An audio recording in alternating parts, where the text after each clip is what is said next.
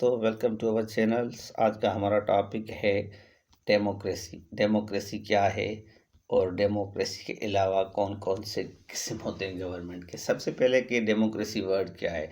Word democracy, what is democracy. Democracy word describes governing system. Democracy वो word है जो हुकूमत को बयान करता है, हुकूमत की किस्म को बयान करता है। हुकूमत की किस्म को कैसे बयान करता है, जैसे देखो ये एक डेफिनेशन है, सिंपल डेफिनेशन है।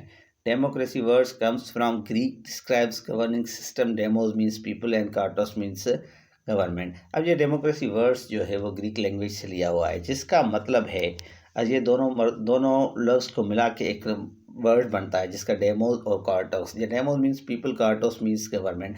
अब सिंपल डेफिनेशन हो जाएगी, government of people is called democracy. Government of people is called democracy, जिसमें गवर्नमेंट जो हो पीपल्स की। अब डेफिनेशन आ जाती है, शार्ट डेफिनेशन, मुख्तलिफ डेफिनेशन आ जाती है, जिसमें a type of government which depends on the will of people. वो हुकूमत जो लोगों की पसंद की हो उसे डेमोक्रेसी कहते हैं। ठीक है, दूसरी डेफिनेशन आ जाती है, people have a right authority to vote by the people, to the people, for the people.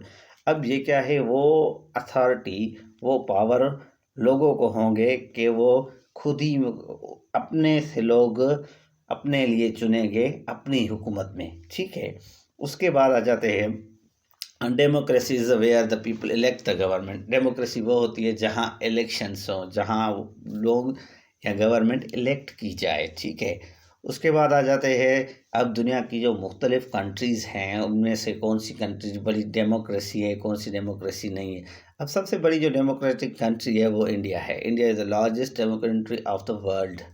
ठीक है, उसके बाद आ जाते हैं हम कुछ मुख्तलिफ कंट्रीज़ हैं जैसे पाकिस्तान, बांग्लादेश, अमेरिका। ये भी बहुत बड़ी एक डेमोक्रेटिक कंट्रीज़ हैं। अब वो डेमोक्रेटिक कंट्रीज़ के अलावा कौन सी कंट्रीज़ होती हैं, जैसे मोनार्की, कम्युनिस्ट स्टेट, ये भी एक टाइप से गवर्नमेंट के।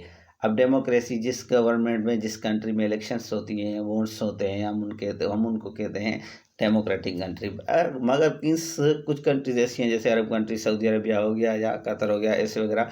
इनमें क्या होता है कि एक फैमिली सिस्टम्स होता है, किंगशिप सिस्टम होता है, जिसमें एक किंग होता है और रूल करता है सारी कंट्री पे।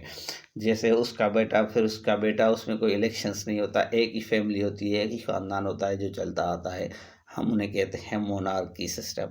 ठीक है, उसके बाद आ जाता है कम्युनिस्ट स्टेट। कम्युनिस्ट स्टेट एक है जो वो होती है जिसमें एक पार्टी रूल करे, जैसे चाइना है। चाइना में इलेक्शंस होते हैं मगर सिर्फ एक ही पार्टी रूल करती है। उसमें ये नहीं है कि प्राइम मिनिस्टर्स या प्रेसिडेंट्स चेंजेस होते रहें और अपोजिशन हो, ऐसा कुछ नहीं होता है उसमें पार्लियामेंट में। ठीक है, अगर आपको हमारा चैनल पसंद आया हो तो सब्सक्राइब कीजिए। Thank you.